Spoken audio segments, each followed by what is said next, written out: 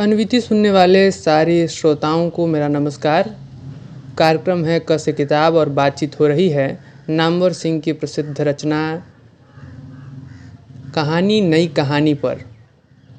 कहानी नई कहानी के दूसरे पाठ नई कहानी सफलता और सार्थकता पर कुछ विचार आपसे साझा करना चाहूँगा।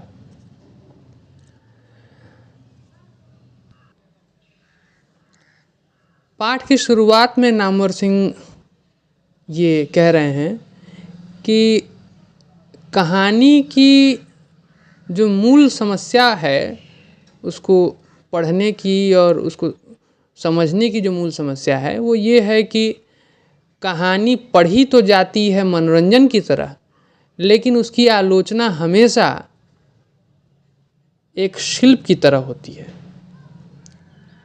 और विडंबना यही है कि मनोरंजन उसकी सफलता अगर है तो शिल्प उसकी सार्थकता है।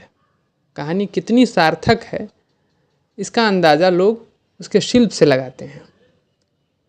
और जो शिल्प संबंधी समझ है वो हमारे अंदर कहानी को लेकर जो कॉलेजिया समझ है, कॉलेज से जो हमने हासिल किया है, आंसर राइटिंग में जो हमने शिल्प की समझ विकसित की है वो वही है, जिसमें कि हम कथानक, चरित्र, वातावरण, भावनात्मक प्रभाव, विषय वस्तु आदि आदि में अवयवों में कहानी को बांट करके उसको पढ़ने के आदी हैं, अभ्यस्त हैं।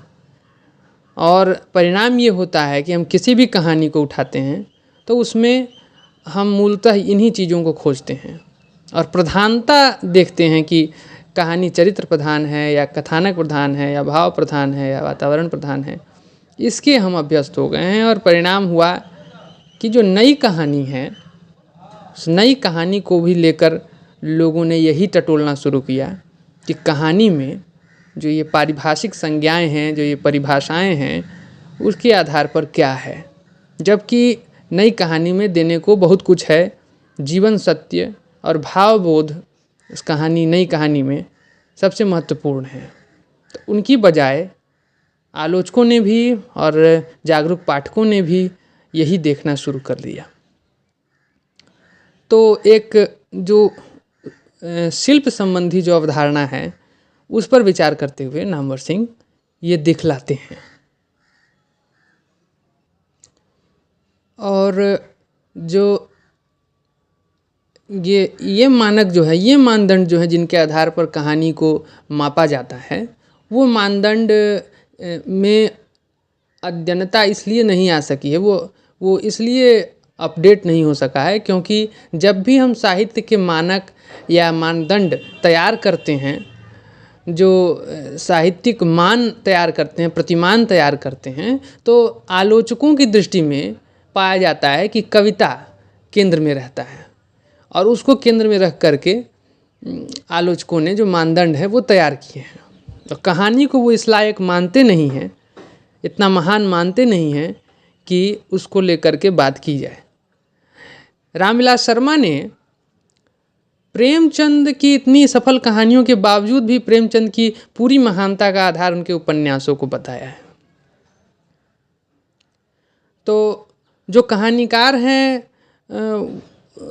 उनकी बात अगर हम करेंगे उस पर भी आएंगे, लेकिन जो आलोचक हैं वो देखा जाता है कि आलोचक कहानी को इस तरह इतना मानते नहीं हैं कि जो है बात उसमें पूरी की पूरी आ सके, यानी जो कहानी है उसमें पूरी बात नहीं आ पाती है। इस वजह से ये हुआ। और जो नए कहानीकार हैं उन्होंने ये माना कि जो नई कहानी आंदोलन है, उस आंदोलन में जो उसके मूल्य हैं वो ये हैं कि कहानी के भीतर मानवीय मूल्य, जीवनी शक्ति और सामाजिक नवनिर्माण की उत्कट प्यास, ये तीन चीज़ें कहानी में अनिवार्यता हों और कहानियाँ जो हैं, नई कहानी जो है वह नई भावभूमि का भी सृजन करती रहें। अगर इन्हीं मानदंडों की बात कर लें तो इन्हीं मानदंडों के आधार पर, इन्हीं निकषों के आधार पर नामवर सिंह बतलाते हैं कि आज की कहानी की जो सफलता है वह मनोरंजन से नहीं आंकी जाएगी, बल्कि कहानी की सार्थकता से आंकी जानी चाहिए। इसलिए शिल्प की दृष्टि से केवल कहानी सफल हो यह आवश्यक नहीं है और काफ़ी नहीं है, बल्कि वास्तविकता के सम्मुख कहानी की सार्थकता की परख होनी चाहिए। जो वर्तमान वास्तविकता है, जीवन के वर्तमान संकट हैं, वह या वर्तमान जीवन के जो संकट हैं उससे कितनी वाबस्ता है कहानी, इसके आधार पर उसका मूल्यांकन होना चाहिए।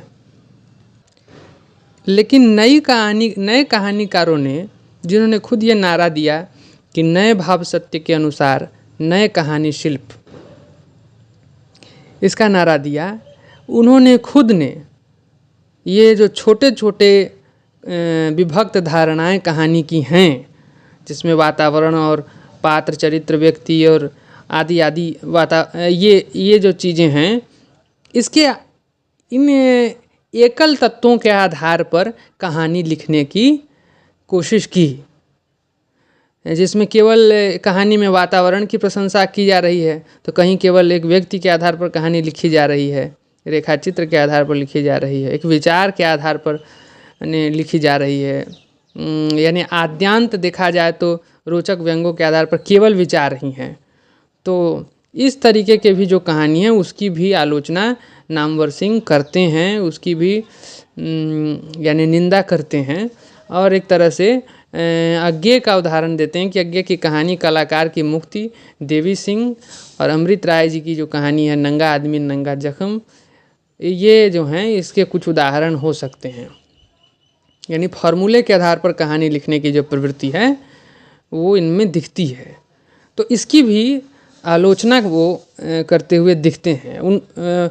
मतलब उनका कहना है कि कहानी का रूप तो बदला जा सकता है, लेकिन उसका कहानीपन बचाते हुए, उसके भीतर जो कहानीपन है वो बचा रहना चाहिए। उसका रूप मतलब भरसक बदल जाए, लेकिन उसके अंदर जो है कहानीपन बचा रहना चाहिए। उदाहरण के लिए वो प्रेमचंद और चेखव का उदाहरण देते हैं कि उन्होंने कहानी के कहानीपन की रक्षा करते हुए कहानी के कथानक में बदलाव करने की कोशिश की है। और साथ ही वो ये एक महत्वपूर्ण कथन उनका इसमें आता है कि क्या जीवन, क्या साहित्य, सभी क्षेत्रों में स्वाधीन होने का सामर्थ्य उन्हीं के लिए संभव है जिनमें अधीन होने की योग्यता है। और ये बात देखिए सब पे लागू होती है। जैसे अगर आप छंद की बात करें तो पहले छंद को तोड़ने की बात या छंद मुक्त कविता को करने की बात निराला जी की, वो हम देखते हैं कि निराला जी प्रथम ऐसे व्यक्ति हैं, ऐसे कवि हैं जो छंद को तोड़ते हैं। और हम जानते हैं कि निराला जी कितने छंदबद्ध होके, लयबद्ध होके कविताएं लिख रहे हैं। ये कविताएं उनकी कितनी छंदबद्ध हैं, और छंद का सकल सामर्थ्य होने के बाद भी वो छंद को तोड़ते हैं। उसी प्रकार से कहते हैं कि कहानी के भी जो शिल्प है, आर्ट है, उसमें कहानीपन बचाते हुए जो लोग बदलाव करेंगे, और जो कहानी वही कर सकते हैं जिनके अंदर जो है यह क्षमता है। यानी कथानक और कहानीपन को बचा करके चलने की जो जिनके अंदर क्षमता है, वही फिर इस तरह से परिवर्तन, इस तरह से नवाचार कर सकते हैं कहानी के क्षेत्र में। और जिस तरह से कविता में लय है, तुक है, उसी तरीके से कहानी में कहानीपन है।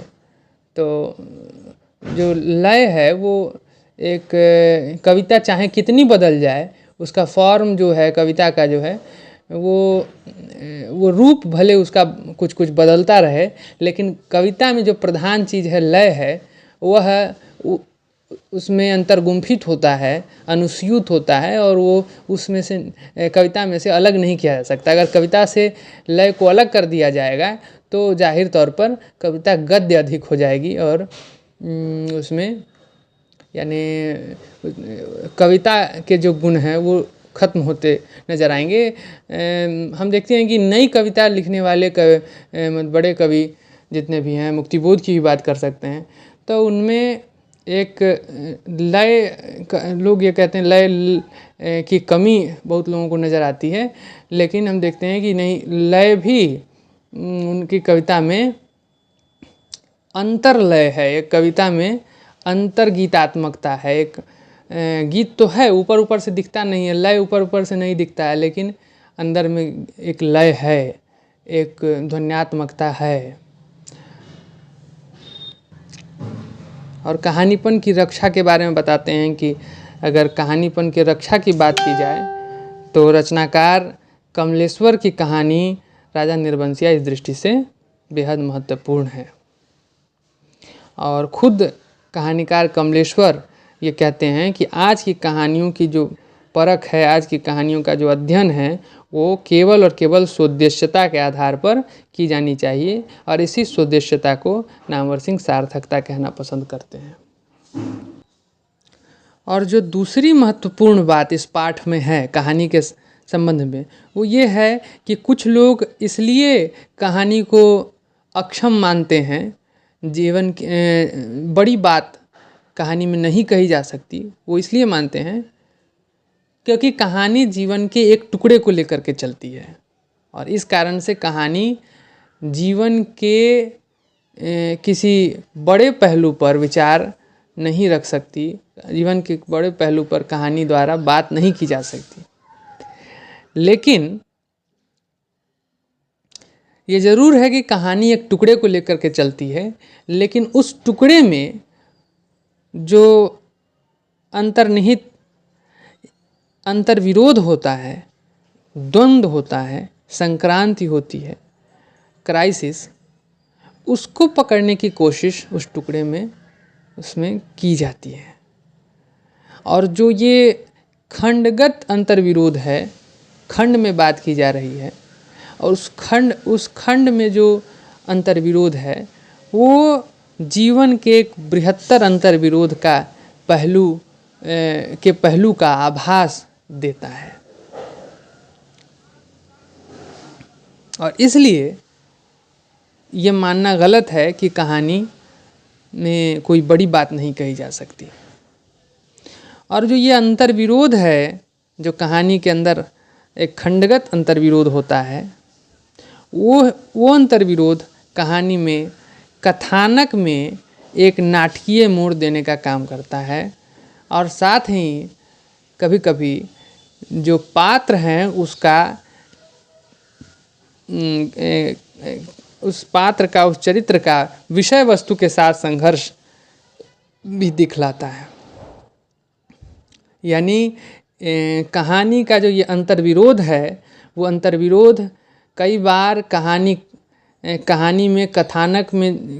कथानक में एक नाटकीय मोड़ देता है, और यही अंतर्विरोध कई बार जो पात्र हैं उनका स्थिति के साथ संघर्ष भी, विषय वस्तु के साथ संघर्ष भी दिखाता है। तो एक और महत्वपूर्ण चीज़ कहानी के साथ है, वो है एकान्वित। एकान्विति जो है वो कहानी में एक महत्वपूर्ण अंग है कहानी का, जिसका अर्थ ऐसे है, बतलाते हैं कि एकान्विति जो है उसका अर्थ है एक इकाई के रूप में कहानी का गठित होना। वो कहानी की एकान्विति है, और कहानी की एकान्विति जो है वह कहानी का एक महत्वपूर्ण गुण है। और इस दृष्टि से अगर विचार करें एकान्विति और अंतर्विरोध की दृष्टि से, तो सबसे बड़े कहानीकार नई कहानी के भीष्म साहनी हैं।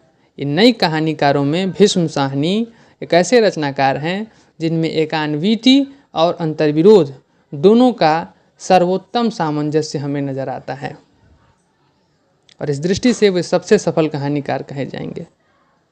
उनकी कहानियाँ एक इकाई के रूप में गठित होती हैं, और साथ ही किसी न किसी प्रकार की आयरनी, विडंबना उनकी कहानी में व्यक्त होती चलती है। ये विडंबना जो है वो हमारे वर्तमान समाज के व्यापक अंतर्विरोध की ओर संकेत करती है। उदाहरण के लिए चीफ की दावत, और जिसकी शुरुआत ही एक संकट से होती है कि घर के जितने पुराने और फालतू सामान हैं उनको अलमारी के पीछे और जो बेड है उसके नीचे छुपा दिया गया। लेकिन माँ का क्या होगा? सहसा उनके जो सामनाथ है उसके सामने ये संकट खड़ा हो जाता है कि माँ का क्या होगा। आप देखिए कि एक आयरनी के साथ कहानी की शुरुआत है और अंत में भी एक आयरनी है कि जिस माँ को वो फालतू समझ रहा होता है वही माँ उसके बॉस को एक तरीके से सबसे ज़्यादा उसके बॉस को पसंद आती है और उसके व्यवहार से बहुत प्रभावित होता है। और वही बॉस जो है माँ के लिए उसके मन में आदर होता है और माँ की जो मतलब हाथ की जो कारीगरी है और गाने और गीत की वजह से बहुत प्रभावित होता है। और उसकी वजह से उसको सामनाथ को लगता है कि वो मेरी तरक्की भी कर सकता है अगर मैं उसे फुलकारी भेंट कर देता हूँ। तो ये भी एक आयरनी है और कहानी की शुरुआत भी आयरनी से है और अंत भी आयरनी पे ही होती है। और इस दृष्टि से देखें तो वे एक समर्थ कहानीकार हमें नज़र आते हैं।